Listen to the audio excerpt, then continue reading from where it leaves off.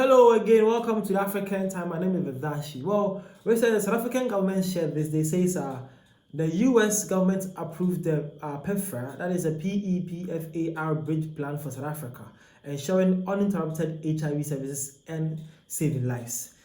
Well, so basically, the US we know when recently Trump was really not happy with the world and how he seems to believe that the world was treating America. Okay, so he recently canceled a lot of health benefits to different countries, which South Africa was part. But recently, South Africa have gotten an opportunity to reclaim that benefit, and it was shared by the South African government. And this is what they say actually. They say so post cabinet highlights now. Minister in the presidency says U.S. government approved PEPFAR, that's the PEPFAR bridge plan for South Africa. Now, he says that the cabinet welcomed the approval of the PEPFAR bridge plan for South Africa to value of around $150 million for a period of 6 months from October 1st to 2025 to 31st March 2026. Now, the PBP is meant to ensure uninterrupted HIV service delivery in South Africa by supporting HIV/AIDS service continuity and prioritizing country-specific needs and life-saving impacts. Cabinet expressed its appreciation to the government of the United States of America on its commitment to supporting and sustaining progress in the fight against HIV/AIDS. So basically, that is it. The USA have actually distributed around $115 million to South Africa to help fight and combat HIV/AIDS. Yeah.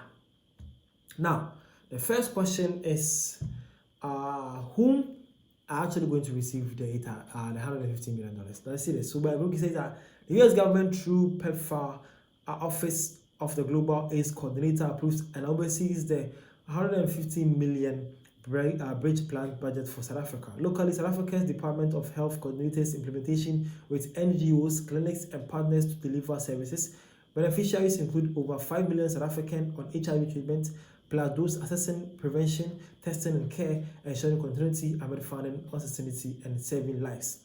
So basically, when this 150 million reaches, people who are to control the money are, first of all, the Global AIDS Coordinator approves and oversees the whole project. And also, locally, South African Department of Health coordinators also, and then all NGOs, clinics, and partners to deliver services. So basically, the people who actually handle this $150 million are mostly South African Department of Health coordinators, NGOs, and then the Global AIDS Coordinator as well. Those are the ones who are going to make sure to check the distribution of this $150 million to the respective 5 million believed South Africans who are facing HIV centers. Now, I also asked Google who or what kind of NGOs that are going to benefit from this money.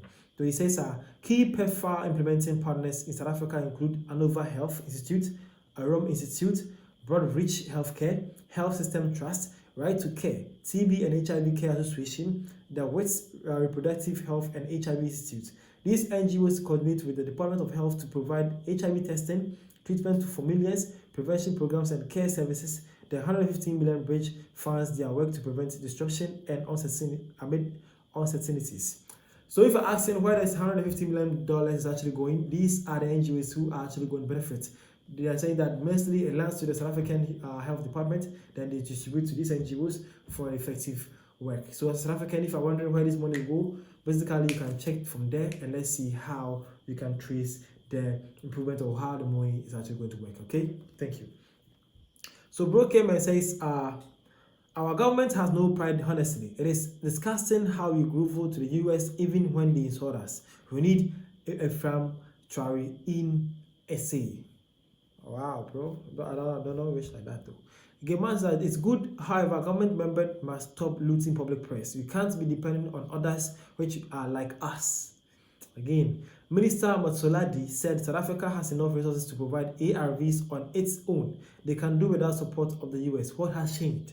The South Africa is actually asking the health minister when this whole old Bruhaha thing started, he's saying that South Africa is capable of maintaining that. So now what changed that South Africa is now happy to be assisted by the US now.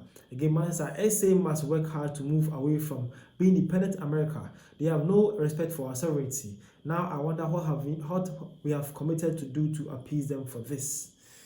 Okay, and lastly, Mansa, this is great news. the bridge with the US is not completely burnt. We have to prioritize allies who add to a say. So basically, these are all various distributions and contributions to the fact that South Africa is going to earn around $150 million to fight against HIV from the USA.